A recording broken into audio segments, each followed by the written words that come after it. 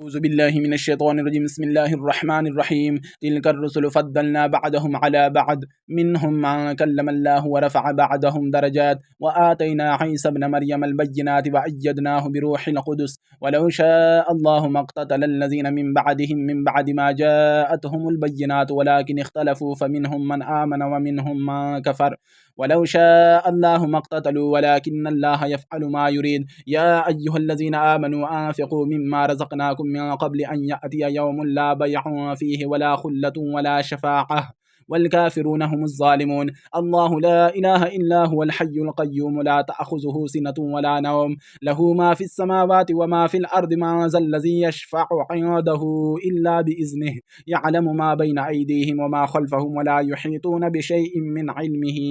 إلا بما شاء وسع كرسيه السماوات والأرض ولا يؤوده حفظهما وهو العلي العظيم. لا إكراه في الدين قد تبين الرشد من الغي فمن يكفر بالطاغوت ويؤمن بالله فقد استمسك بالعروة الوثقى لا انفصام لها والله سميع عليم. الله ولي الذين آمنوا يخرجهم من الظلمات إلى النور والذين كفروا أولياؤهم الطاغوت يخرجونهم من النور إلى الظلمات أولئك أصحاب النار هم فيها خالدون. ألم تر إلى الذي حاج إبراهيم في ربه أن آتاه الله الملك إذ قال إبراهيم ربي الذي يحيي ويميت قال أنا أحيي وأميت قال إبراهيم فإن الله يأتي بالشمس من المشرق فأت بها من المغرب فبهت الذي كفر والله لا يهدي القوم الظالمين. أو كالذي مر على قرية وهي خاوية على عروشها قال أنى يحيي هذه الله بعد موتها فأماته الله 100 عام ثم بعثه قال كم لبست؟ قال لبست يوما أو بعد يوم قال بل لبست 100 عام فانظر إلى طعامك وشرابك لم يتسنه وانظر إلى حمارك ولنجعلك آية للناس وانظر إلى العظام كيف ننشزها ثم نكسوها لحما فلما تبين له قال أعلم أن الله على كل شيء قدير. وإذ قال إبراهيم رب أرني كيف تحيي الموتى قال أولم تؤمن قال بلى ولكن ليطمئن قلبي قال فخذ 4 من الطير فصرهن إليك ثم اجعل على كل جبل منهن جزءا ثم ادعهن يأتينك سعيا واعلم أن الله عزيز حكيم. مثل الذين ينفقون أموالهم في سبيل الله كمثل حبة أنبتت 7 سنابل في كل سنبلة 100 حبة والله يضاعف لمن يشاء والله واسع عليم. الذين ينفقون أموالهم في سبيل الله ثم لا يتبعون ما أنفقوا منا ولا أذى لهم أجرهم عند ربهم ولا خوف عليهم ولا هم يحزنون. قول معروف ومغفرة خير من صدقة يتبعها أذى والله غني حليم. يا أيها الذين آمنوا لا تبطلوا صدقاتكم بالمن والأذى كالذي ينفق ماله رئاء الناس ولا يؤمن بالله واليوم الآخر فمثله كمثل صفوان عليه تراب فأصابه وابل فتركه صلى لا يقدرون على شيء مما كسبوا والله لا يهدي القوم الكافرين. ومثل الذين ينفقون أموالهم ابتغاء مرضات الله وتثبيتا من أنفسهم كمثل جنة بربوة أصابها وابل فآتت أكلها ضعفين فإن لم يصبها وابل فطل والله بما تعملون بصير. أيود أحدكم أن تكون له جنة من نخيل وأعناب تجري من تحتها الأنهار له فيها من كل الثمرات وأصابه الكبر وله ذرية ضعفاء فأصابها إعصار فيه نار فاحترقت كذلك يبين الله لكم الآيات لعلكم تتفكرون. يا أيها الذين آمنوا أنفقوا من طيبات ما أنفقتم ومما أخرجنا لكم من الأرض ولا تيمموا الخبيث منه تنفقون ولستم بآخذيه إلا أن تغمضوا فيه واعلموا أن الله غني حميد. الشيطان يعدكم الفقر ويأمركم بالفحشاء والله يعدكم مغفرة منه وفضلا والله واسع عليم. يؤتي الحكمة من يشاء ومن يؤت الحكمة فقد أوتي خيرا كثيرا وما يذكر إلا أولو الألباب. وما أنفقتم من نفقة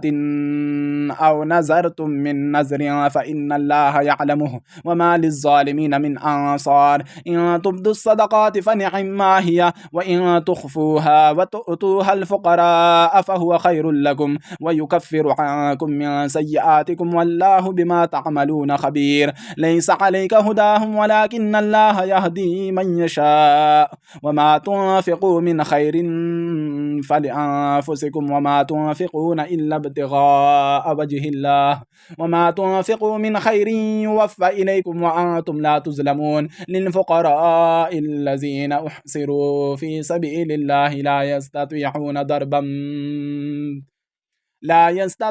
ضربا في الأرض يحسبهم الجاهل أغنياء من التعفف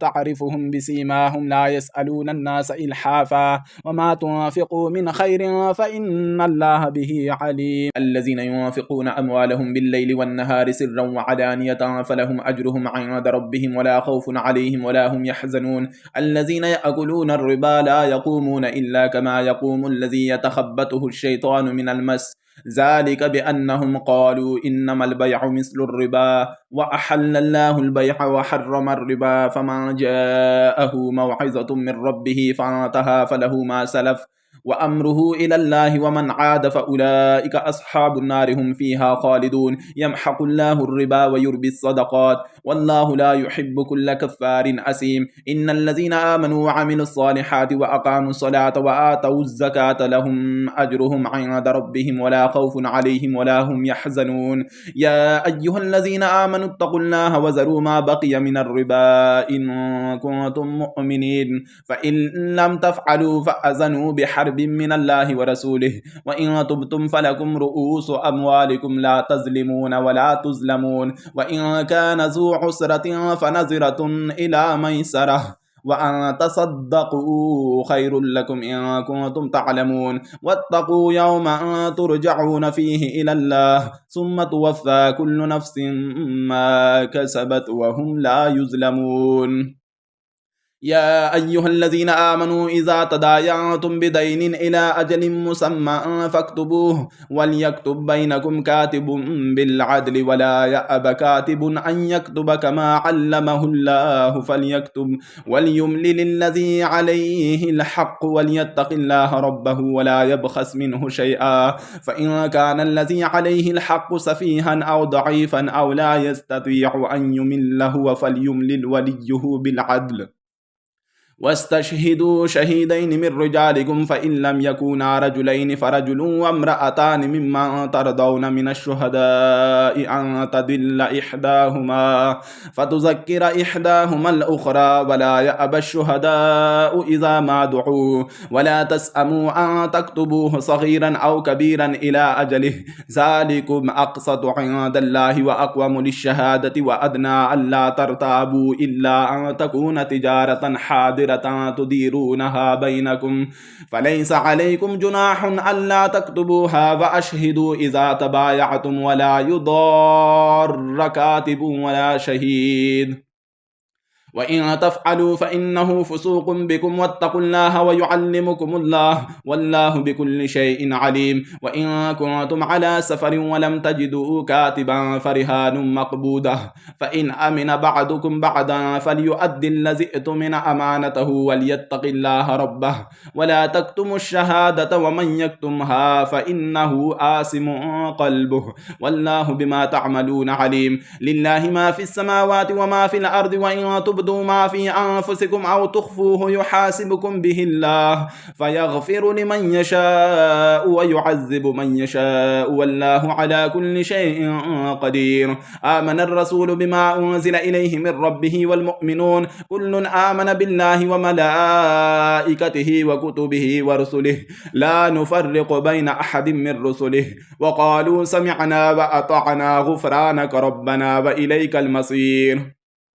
لا يكلف الله نفسا إلا وسعها لها ما كسبت وعليها ما اكتسبت ربنا لا تؤاخذنا إن نسينا أو أخطأنا ربنا ولا تحمل علينا إصرا كما حملته على الذين من قبلنا ربنا ولا تحملنا ما لا طاقة لنا به واعف عنا واغفر لنا وارحمنا أنت مولانا فانصرنا على القوم الكافرين. سورة آل عمران مدنية. بسم الله الرحمن الرحيم. ألف لام ميم. الله لا إله إلا هو الحي القيوم نزل عليك الكتاب بالحق مصدقا لما بين يديه وأنزل التوراة والإنجيل من قبل هدى للناس وأنزل الفرقان إن الذين كفروا بآيات الله لهم عذاب شديد والله عزيز ذو انتقام. إن الله لا يخفى عليه شيء في الأرض ولا في السماء هو الذي يصوركم في الأرحام كيف يشاء لا إله إلا هو العزيز الحكيم. هو الذي أنزل عليك الكتاب منه آيات محكمات هن أم الكتاب وأخر متشابهات فأما الذين في قلوبهم زيغ فيتبعون ما تشابه منه ابتغاء الفتنة وابتغاء تأويله وما يعلم تأويله إلا الله والراسخون في العلم يقولون آمنا به كل من عند ربنا وما يذكر إلا أولو الألباب. ربنا لا تزغ قلوبنا بعد إذ هديتنا وهب لنا من لدنك رحمة إنك أنت الوهاب. ربنا إنك جامع الناس ليوم لا ريب فيه إن الله لا يخلف الميعاد. إن الذين كفروا لن تغني عنهم أموالهم ولا أولادهم من الله شيئا وأولئك هم وقود النار كدأب آل فرعون والذين من قبلهم كذبوا بآياتنا فأخذهم الله بذنوبهم والله شديد العقاب. قل للذين كفروا ستغلبون وتحشرون إلى جهنم وبئس المهاد. قد كان لكم آية في فئتين التقتا فئة تقاتل في سبيل الله وأخرى كافرة يرونهم مثليهم رأي العين والله يؤيد بنصره من يشاء إن في ذلك لعبرة لأولي الأبصار. زين للناس حب الشهوات من النساء والبنين والقناطير المقنطرة من الذهب والفضة والخيل المسومة والأنعام والحرث ذلك متاع الحياة الدنيا والله عنده حسن المآب. قل أنبئكم بخير من ذلكم للذين اتقوا عند ربهم جنات تجري من تحتها الأنهار خالدين فيها وأزواج مطهرة ورضوان من الله والله بصير بالعباد. الذين يقولون ربنا إننا آمنا فاغفر لنا ذنوبنا وقنا عذاب النار الصابرين والصادقين والقانتين والمنافقين والمستغفرين بالأسحار شهد الله أنه لا إله إلا هو والملائكة وأولو العلم قائما بالقسط لا إله إلا هو العزيز الحكيم. إن الدين عند الله الإسلام وما اختلف الذين أوتوا الكتاب إلا من بعد ما جاءهم العلم بغيا بينهم ومن يكفر بآيات الله فإن الله سريع الحساب. فإن حاجوك فقل أسلمت وجهي لله ومن اتبعني وقل للذين أوتوا الكتاب والأميين أأسلمتم فإن أسلموا فقد اهتدوا وإن تولوا فإنما عليك البلاغ والله بصير بالعباد. إن الذين يكفرون بآيات الله ويقتلون النبيين بغير حق ويقتلون الذين يأمرون بالقسط من الناس فبشرهم بعذاب أليم. أولئك الذين حبطت أعمالهم في الدنيا والآخرة وما لهم من ناصرين. ألم تر إلى الذين أوتوا نصيبا من الكتاب يدعون إلى كتاب الله ليحكم بينهم ثم يتولى فريق منهم وهم معرضون ذلك بأنهم قالوا لا تمسنا النار إلا أياما معدودات وغرهم في دينهم ما كانوا يفترون فكيف إذا جمعناهم ليوم لا ريب فيه ووفيت كل نفس ما كسبت وهم لا يظلمون قل اللهم مالك الملك تؤتي الملك ما تشاء وتنزع الملك مما تشاء وتعز ما تشاء وتذل ما تشاء بيدك الخير إنك على كل شيء قدير تولج الليل في النهار وتولج النهار في الليل وتخرج الحي من الميت وتخرج الميت من الحي وترزق ما تشاء بغير حساب لا يتخذ المؤمنون الكافرين أولياء من دون المؤمنين ومن يفعل ذلك فليس من الله في شيء إلا أن تتقوا منهم تقاه ويحذركم الله نفسه وإلى الله المصير قل إن تخفوا ما في صدوركم أو تبدوه يعلمه الله ويعلم ما في السماوات وما في الأرض والله على كل شيء قدير يوم تجد كل نفس ما عملت من خير محضرا وما عملت من سوء تود لو أن بينها وبينه أمدا بعيدا ويحذركم الله نفسه والله رؤوف بالعباد قل إن كنتم تحبون الله فاتبعوني يحببكم الله ويغفر لكم ذنوبكم والله غفور رحيم قل أطيعوا الله والرسول فإن تولوا فإن الله لا يحب الكافرين إن الله اصطفى آدم ونوحا وآل إبراهيم وآل عمران على العالمين ذرية بعدها من بعد والله سميع عليم إذ قالت امرأة عمران رب إني نذرت لك ما في بطني محررا فتقبل مني إنك أنت السميع العليم فلما وضعتها قالت رب إني وضعتها أنثى والله أعلم بما وضعت وليس الذكر كالأنثى وإني سميتها مريم وإني أعيذها بك وذريتها من الشيطان الرجيم فتقبلها ربها بقبول حسن وأنبتها نباتا حسنا وكفلها زكريا كلما دخل عليها زكريا المحراب وجد عندها رزقا قال يا مريم أنى لك هذا قالت هو من عند الله إن الله يرزق من يشاء بغير حساب هنالك دعا زكريا ربه قال رب هب لي من لدنك ذرية طيبة إنك سميع الدعاء فنادته الملائكة وهو قائم يصلي في المحراب أن الله يبشرك بيحيى مصدقا بكلمة من الله وسيدا وحسورا ونبيا من الصالحين قال رب أنى يكون لي غلام وقد بلغني الكبر وامرأتي عاقر قال كذلك الله يفعل ما يشاء قال رب اجعل لي آية قال آيتك ألا تكلم الناس 3 أيام إلا رمزا واذكر ربك كثيرا وسبح بالعشي والإبكار وإذ قالت الملائكة يا مريم إن الله اصطفاك وطهرك واصطفاك على نساء العالمين يا مريم اقنتي لربك واسجدي واركعي مع الراكعين ذلك من أنباء الغيب نوحيه إليك وما كنت لديهم إذ يلقون أقلامهم أيهم يكفل مريم وما كنت لديهم إذ يختصمون إذ قالت الملائكة يا مريم إن الله يبشرك بكلمة منه اسمه المسيح عيسى بن مريم وجيها في الدنيا والآخرة ومن المقربين ويكلم الناس في المهد وكهلا ومن الصالحين قالت رب أنى يكون لي ولد ولم يمسسني بشر قال كذلك الله يخلق ما يشاء إذا قضى أمرا فإنما يقول له كن فيكون ويعلمه الكتاب والحكمة والتوراة والإنجيل الإنجيل ورسولا إلى بني إسرائيل أني قد جئتكم بآية من ربكم أني أخلق لكم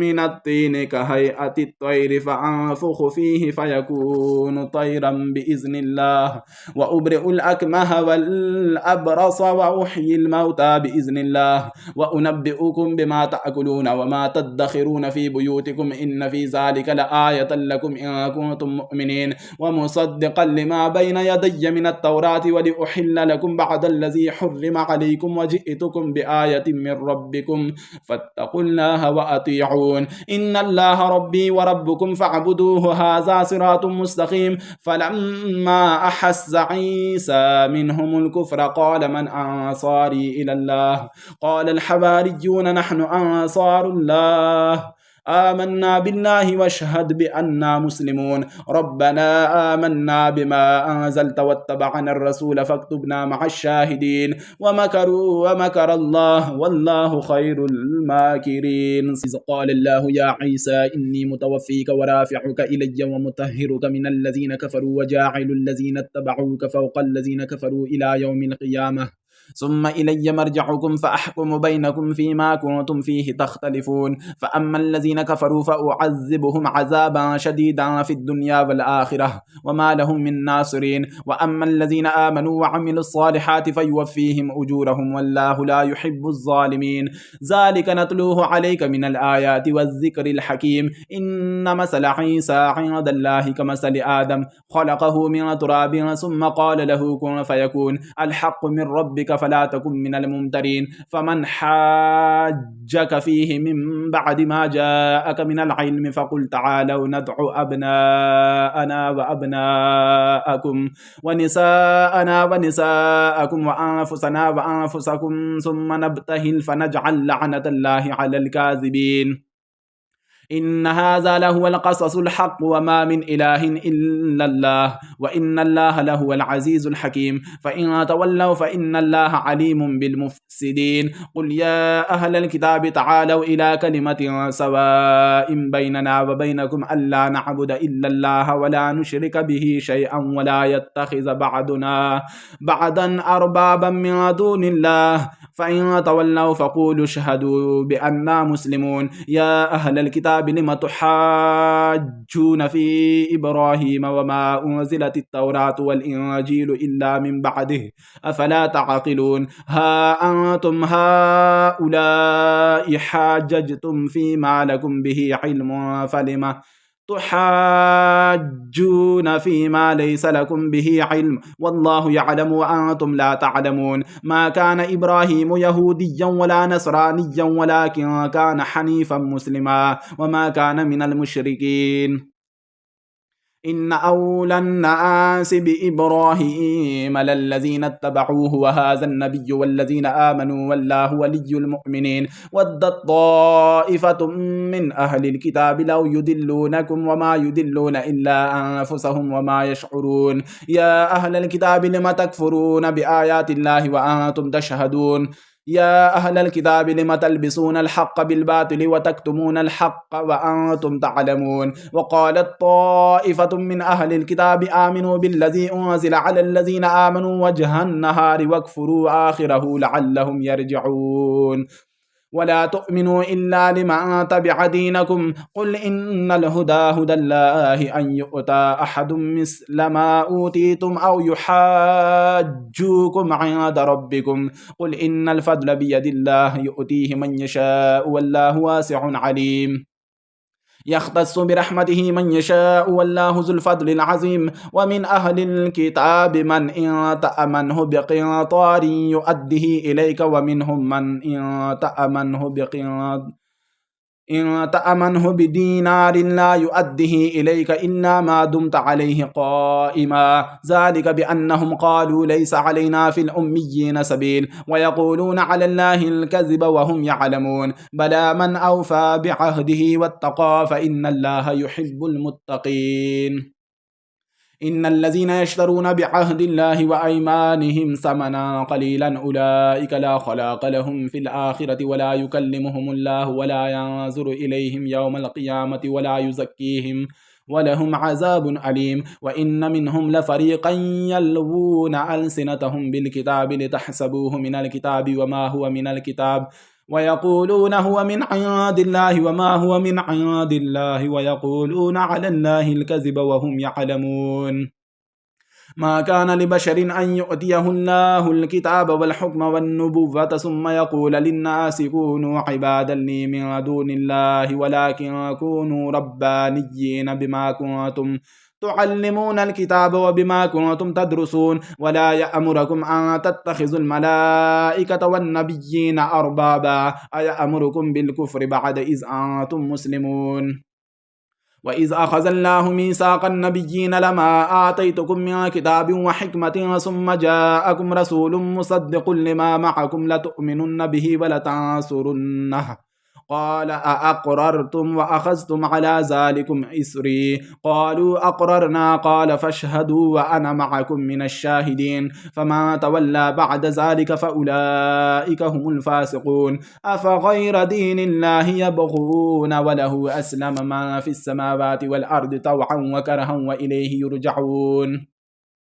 قل آمنا بالله وما أنزل علينا وما أنزل على إبراهيم وإسماعيل وإسحاق ويعقوب والأسباط وما أوتي موسى وعيسى والنبيون من ربهم لا نفرق بين أحد منهم ونحن له مسلمون. ومن يبتغ غير الإسلام دينا فلن يقبل منه وهو في الآخرة من الخاسرين. كيف يهدي الله قوما كفروا بعد إيمانهم وشهدوا أن الرسول حق وجاءهم البينات والله لا يهدي القوم الظالمين. أولئك جزاؤهم أن عليهم لعنة الله والملائكة والناس أجمعين خالدين فيها لا يخفف عنهم العذاب ولا هم ينظرون إلا الذين تابوا من بعد ذلك وأصلحوا فإن الله غفور رحيم. إن الذين كفروا بعد إيمانهم ثم ازدادوا كفرا لن تقبل توبتهم وأولئك هم الضالون.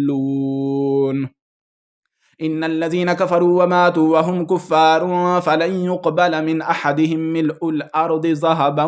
ولو افتدى به أولئك لهم عذاب أليم وما لهم من ناصرين. صدق الله العظيم.